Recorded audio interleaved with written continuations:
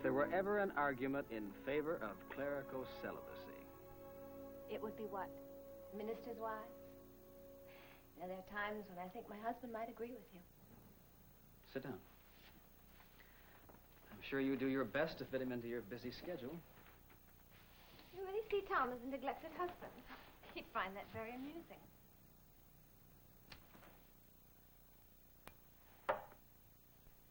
Well, I think you'll be happy to know that we've completely sold out all the tickets for the Founders' Luncheon.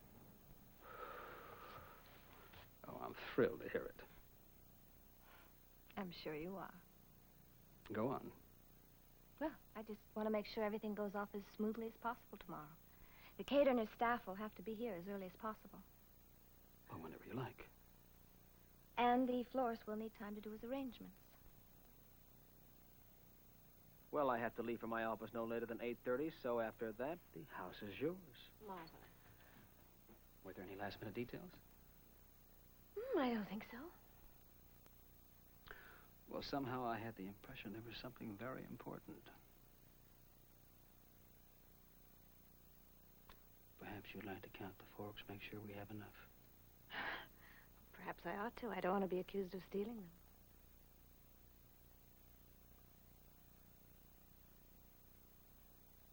Mrs. Winter, why did you come here tonight? Well, I came here because of tomorrow. I didn't mean to embarrass you.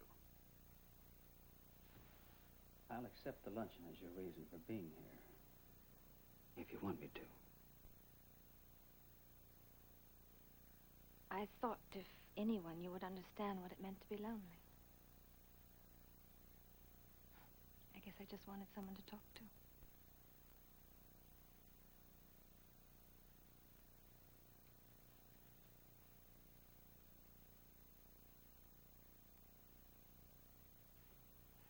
You know, it's hard for me to understand her choice. I mean, if I were to pick between you and Rodney Harrington, you still love her very much, don't you?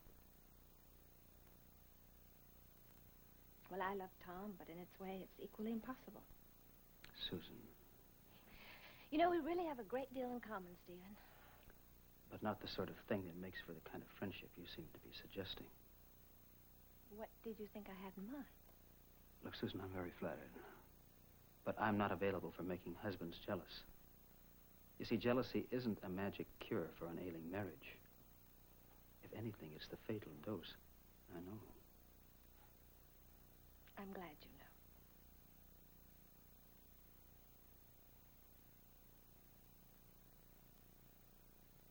Oh, by the way, your ex-wife and Rodney Harrington are coming to our house tonight to discuss getting married in Tom's church. I'll tell her you said hello.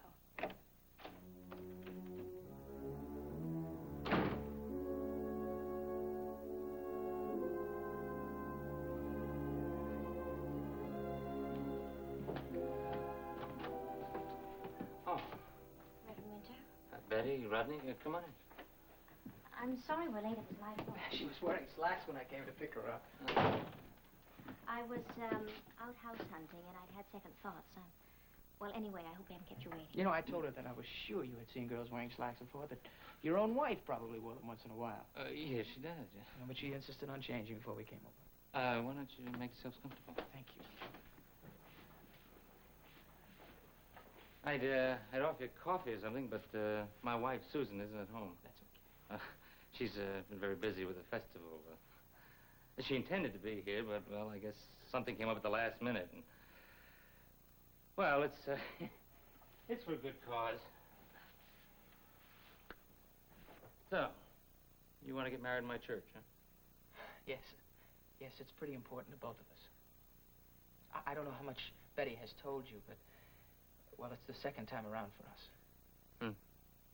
The first time we had both sets of parents sort of arguing over the top of our heads, deciding whether or not the marriage should or shouldn't come off. And there were some other factors, too. It was a shotgun wedding. You might as well know everything before you decide whether or not you want to marry us. Anyway, we were married by a justice of the peace who he mumbled his way through the ceremony. It wasn't a very good way to begin a life together, especially one that had a couple of dozen other strikes against it. This time you'd like to get off to a better start, huh? We want it to be right. Completely right from the beginning. There's one other thing, too. We don't want just a piece of paper that says we're husband and wife legally. We not only want to take our vows in the eyes of men, but... In the eyes of God. Yes. Well, you got yourself everything except the wedding date. I'd be delighted. That's wonderful. Thank you. You don't know. You don't know. Oh, excuse me, excuse me.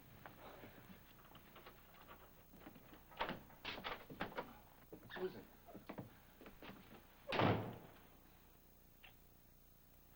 Not a drop. Do I pass the test?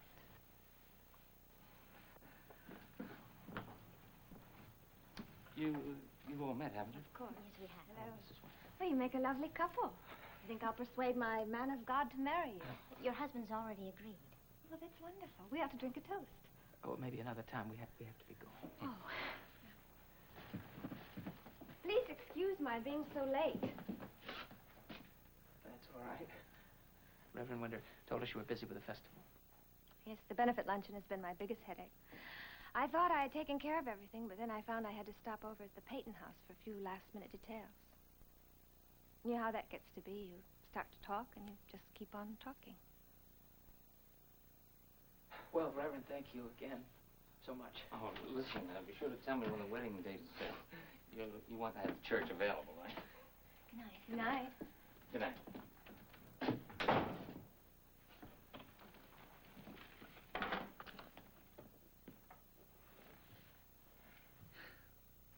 You deliberately created an awkward situation. I was talking about Stephen Court. You could have waited to tell me where you've been. I thought you were anxious. You know, it's hard to believe that she asked him for a divorce. That's her concern. Her private concern, not ours. That's true. True. But having just been with Stephen, it's very difficult not to make a comparison. You know, he asked me to stay for a drink. I'm sure he was just being polite, although I know he was enjoying our conversation. But I knew you would disapprove, so I said I would take a rain check. You're being foolish. I could make it an innocent cup of coffee.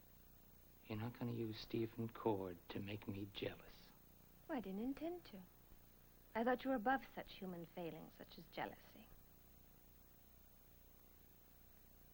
You know, it might not be a bad idea. If it doesn't work, I can have a lot of fun trying.